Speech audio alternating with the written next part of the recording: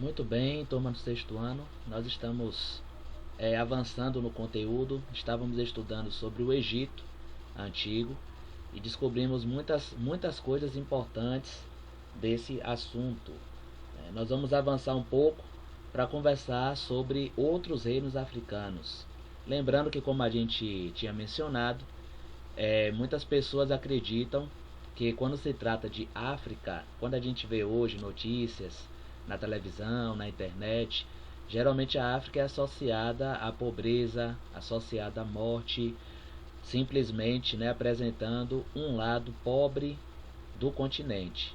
Quando a gente vai estudar realmente a história dos reinos africanos que existiram ao longo da história e de cidades, e países que existem até hoje, com um índice de desenvolvimento muito elevado, com a cultura muito rica, nós percebemos que algumas pessoas ficam surpresas. E nós vamos estar aí descobrindo alguns reinos da África que deixaram a sua marca na história. Talvez não uma marca tão grande quanto a do Egito, que também era um reino africano, um império africano, mas nós podemos perceber como esses reinos contribuíram também no decorrer da história. O continente africano é um dos maiores, mais ricos e com um grande número de culturas ancestrais. Então, a história e desenvolvimento da vida na Terra, da biodiversidade, da evolução da espécie humana, se confundem com a própria história da África. Apesar de crucial para o entendimento de boa parte da história global, ainda é um mistério para muitos. E eu vou explicar parte desse mistério por conta justamente de muitos reinos ali não utilizarem a escrita. Então eram sociedades ágrafas. O que são sociedades ágrafas? São sociedades que não utilizavam a escrita. Então o Egito, como a gente viu, utilizava ali o demótico, que a gente aprendeu, a escrita hierática, a escrita hieroglífica. Mas quando a gente percebe muitos reinos africanos, a gente não nota essa tradição escrita. E isso aconteceu também com as comunidades indígenas, a grande parte delas na América, inclusive onde hoje é o Brasil, nosso país. Muitas sociedades, quase todos, 100% não utilizava a escrita, e aí a gente tem uma certa dificuldade para compreender o seu passado. Quando nós vamos avançando em relação a esse conteúdo, a esse entendimento, nós precisamos notar algumas coisas. E a partir do século VIII, como a gente percebe, aqui o norte da África passou por profundas transformações com a chegada da religião islâmica a partir da Arábia. Então nós vamos ver algumas características a partir disso daí. O comércio. As terras africanas produziam riquezas que atraíam os mercadores árabes. Então existia uma larga rede de comércio ali no norte da África. Aquela parte a gente vai ver daqui a pouquinho no mapa uma imagem mostrando a proximidade dessa região da África com o mar Mediterrâneo. E através do mar Mediterrâneo nós temos o desenvolvimento do comércio através de pequenas embarcações, navegações ali. E nós temos também o desenvolvimento de comércio por via terrestre. E a gente percebe como essa rede de comércio, movimentando aí os reinos e os territórios africanos, teve uma contribuição árabe muito grande. Na sociedade nós temos o tribalismo, as organizações clânicas, ou seja, de clãs, de grandes famílias e comunidades, tribos, e as estruturas familiares poligâmicas assemelhavam-se às árabes. Então, como é que nós podemos entender essas estruturas familiares poligâmicas? Nós temos aí um homem com várias mulheres, então isso daí é poligamia, várias esposas, ou alguns casos também de uma mulher tendo vários maridos. Então essas estruturas familiares eram comuns ali nos reinos africanos, dentro do contexto da África antiga. Então o tribalismo, as organizações clânicas, ou seja, as clãs, e as estruturas familiares poligâmicas, que nós tínhamos aí uma semelhança com as árabes. No campo religioso, nós temos uma flexibilidade, uma tolerância tanto das religiões tradicionais africanas como do islamismo, né? Permitiam um convívio relativamente harmonioso, né? Um conflito aqui, outro ali, né? Sempre existia essa questão da intolerância, né, religiosa, é uma coisa que acompanha todo o decorrer da história, e uma das funções da história, inclusive, é a gente desenvolver, né, juntamente uma campanha da tolerância, né? Então a tolerância, ela é uma das missões aí do estudo da história, né? Trazer o respeito, né? Trazer o entendimento entre as religiões. Então nós precisamos ter bastante cuidado com isso. A realeza nativa, né, se beneficiou do tráfico de escravos e da relativa indiferença com a qual os árabes tratavam os assuntos políticos locais. Então nós temos, dentro desse campo político, né, uma realeza instituída nesses reinos africanos.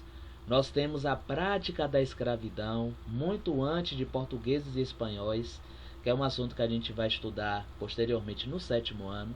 Mas é importante a gente notar aqui que essa questão da escravidão, como a gente estudou quando falamos sobre o Egito Antigo, sobre a Mesopotâmia, nós percebemos que essa prática antiga da escravidão, ela acontecia por conflitos ali entre tribos, conflitos entre povos, reinos, através da captura, né, ali de prisioneiros. Então nós temos, nesse contexto, a escravidão no mundo antigo, muito antes de portugueses e espanhóis. Então o problema da escravidão não foi exclusivamente dos europeus, mas era um problema que já existia na África durante muito e muito tempo. Um outro detalhe aqui a percebermos é essa localização aqui geográfica, né? Então perceba só aqui no mapa mundi alguns dos reinos, alguns dos povos que nós iremos estudar. Então nesse mapa geral do continente africano, nós podemos observar a localização dos reinos de Mali e da Etiópia. Então essa parte que está em verde, né, em verde um pouco mais claro, seria a Mali desértica. E essa outra cor de um verde um pouco mais escuro, nós temos Mali tropical.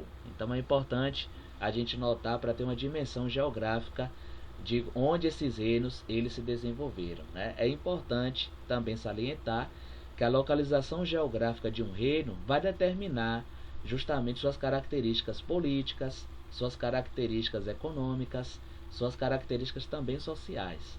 Então a gente precisa notar que, a depender da localidade de um reino, desenvolvimento de um reino, se tem deserto, se tem muita área de plantio, né, nós devemos notar que essa questão geográfica, ela é muito importante para o desenvolvimento da sociedade.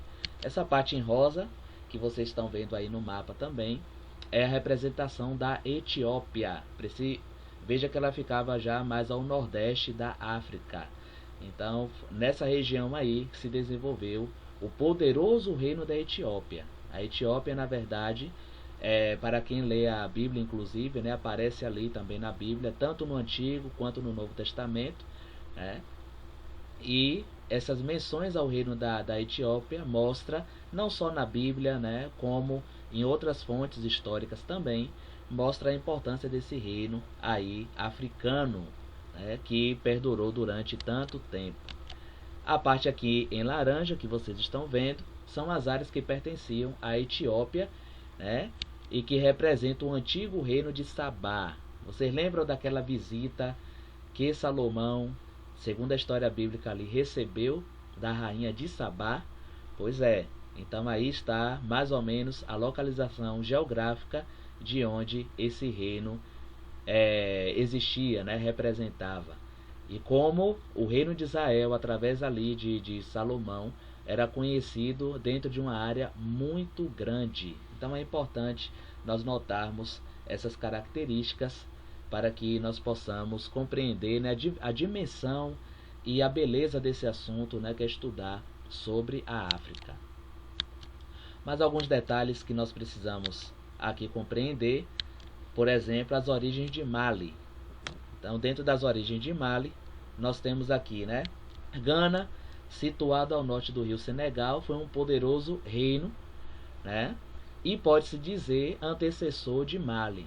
Então, veja que esse reino de Gana, e também de Mali, eles acabaram disputando ali um território. Mali foi o primeiro império da África subsaariana, de que se tem notícias mais detalhadas. Subsaariana, ou seja, abaixo do deserto do Saara. Lembrando que a palavra Saara já significa deserto, mas aí a gente pegou esse costume de dizer deserto do Saara, aí fica como fosse deserto do deserto, né? Mas na verdade o Saara, que é um dos desertos maiores, né, e mais famosos do mundo, e a África subsaariana é uma África que está abaixo desse deserto.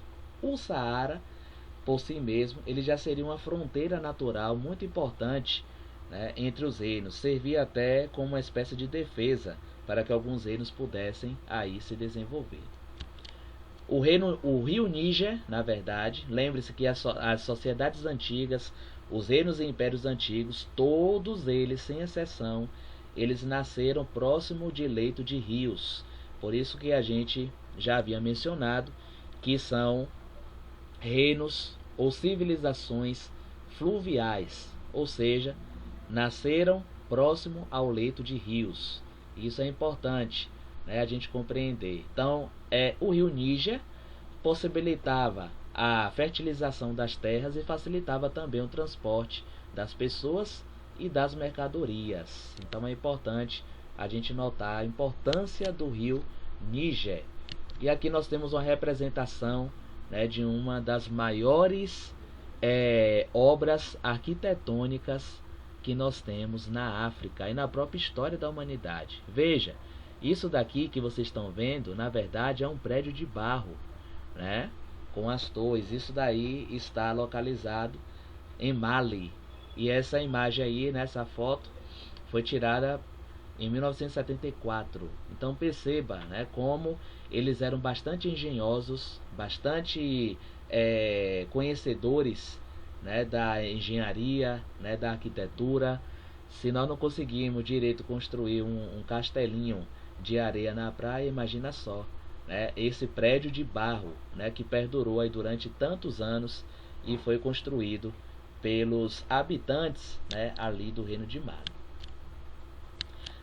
Então é muito importante a gente notar essas características, né? O Mali, ele surge, né, na região do Alto Níger, entre os domínios do povo Mandinga. Então no início do século XI, né, então nós vamos lembrar aí a questão dos séculos.